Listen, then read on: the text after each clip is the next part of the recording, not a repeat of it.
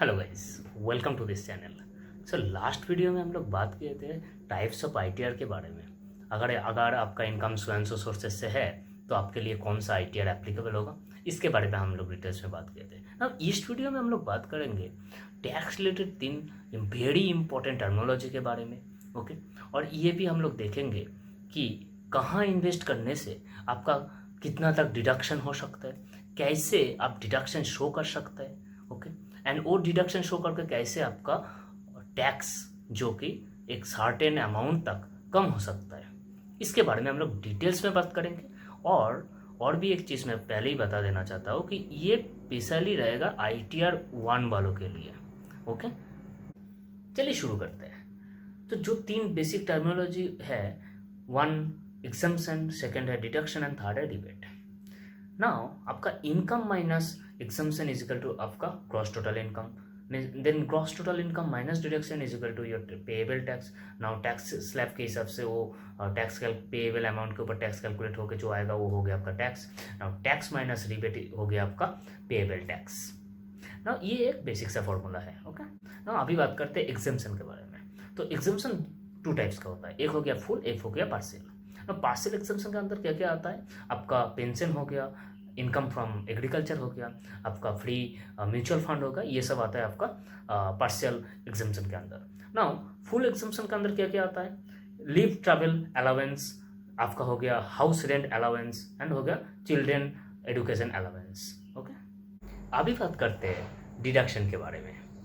तो under 80C आप maximum 1.5 lakh तक डिडक्शन क्लेम कर सकते हो और अदर डिडक्शन दिखा सकते हैं। तो ये कैसे, ये आप इन्वेस्ट करके ये 1.5 लाख क्लेम कर सकते हैं एज अ डिडक्शन।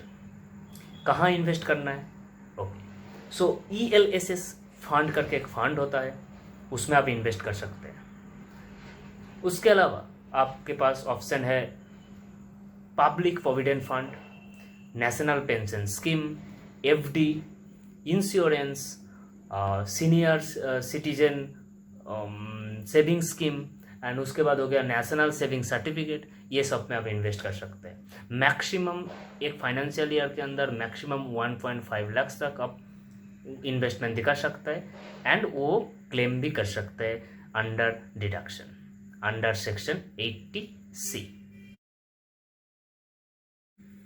अभी बात करते हैं रिबेट के बारे में। तो आपका टोटल ग्रॉस इनकम से डिडक्शन निकलने के बाद जो अमाउंट रहेगा वो आपका टैक्सेबल इनकम है ना। वो टैक्सेबल इनकम जो टैक्स स्लैब के अंदर आता है उस हिसाब से आपका जो परसेंटेज ऑलरेडी फिक्स्ड है वो परसेंटेज आपको एज अ टैक्स देना है ना। वो परसेंटेज आपको टैक्सेबल अमाउंट के ऊपर कैलकुलेट होकर जो अमाउंट आएगा उतना अमाउंट आपको एज अ टैक्स पे करना है गवर्नमेंट को ना। वो टैक्स जो टैक्स आपका आता है, जो अमाउंट एज अ टैक्स आता है, उसके ऊपर भी आप रिबेट क्लेम कर सकते हैं अंडर 87A। ना अंडर 87A एक पर्सन मैक्सिमम 12,500 क्लेम कर सकता है। अब ये 12,500 कहाँ से आता है ये मैंने पिछले वीडियो में भी एक्सप्लेन किया था, और एक बार ये वीडियो में एक्सप्लेन करना चाहता हूँ कि आपका मिनिमम लिमिट जो है 2.5 लाख एंड मैक्सिमम लिमिट है 5 लाख। अब इसके बीच में ये जो प्राइस रेंज है, ये प्राइस रेंज में आपका जो टैक्स स्लैब आता है वो की आता है 5%। नाउ आपका अगर आपका income means taxable income 2.5 lakh से 5 लाख तक है, मीन्स ये दोनों के बीच में है, तो आपको 5% टैक्स देना है। नाउ ये 5% आप क्लेम भी कर सकते हैं एज अ रिबेट। नाउ ये जो प्राइस रेंज है इसका मैक्सिमम लिमिट कितना है, 5 लाख। तो 5 लाख का अगर आप 5% कैलकुलेट करें तो आपका आता है 12,500, जो कि मैक्सिमम रिबेट है। तो इसका मतलब क्या हुआ, आप 5 लाख तक आपका कोई टैक्स नहीं देना है। आपका टैक्स आएगा लेकिन आप रिबेट क्लेम करके उसको जीरो कर सकता है ना। इसका मतलब हो गया आपको नील रिटर्न फाइल करना है अप टू 5 लाख। ओके, चलिए वीडियो को समराइज करते हैं एक छोटा सा एग्जाम्पल लेके।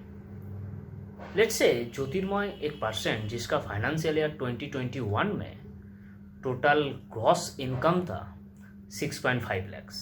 Gross income means total income minus exemption is equal to gross total income. वो ग्रॉस टोटल इनकम था 6.5 lakhs। ना ज्योतिर्मय अंडर 80C 1.5 lakhs का डिडक्शन क्लेम किया है। तो ज्योतिर्मय का टैक्सेबल इनकम क्या आ गया, 5 lakhs। अब ये 5 lakhs कौन सा टैक्स स्लैब के अंदर आता है? 2.5 lakh to 5 lakh tax slab 5%, means Jyotirmay को 5% टैक्स देना है 5 लाख के ऊपर, मीन्स 5 लाख का 5% 12,500। तो ज्योतिर्मय को असेसमेंट ईयर 2021-22 में 12,500 टैक्स देना है। नाउ रिबेट आता है यहाँ पर। रिबेट में अंडर सेक्शन 87A ज्योतिर्मय मैक्सिमम कितना क्लेम कर सकता है? 12,500, राइट? 12,500 मैक्सिमम क्लेम कर सकता है, मैंने पहले ही बताया था। तो ज्योतिर्मय का टैक्स पे करना था 12,500 and Jyotirmay under 87A maximum 12,500 claim कर सकता है। तो ज्योतिर्मय का टैक्स कितना आ गया? 0। मीन्स असेसमेंट ईयर 2021-22 में ज्योतिर्मय को 0 रुपीज़ पे करना है, कुछ भी नहीं पे करना है, नाल रिटर्न फाइल करना है। आई होप ये एग्जाम्पल आपका पूरा डाउट क्लियर कर दिया होगा। Thank you very much for watching this video.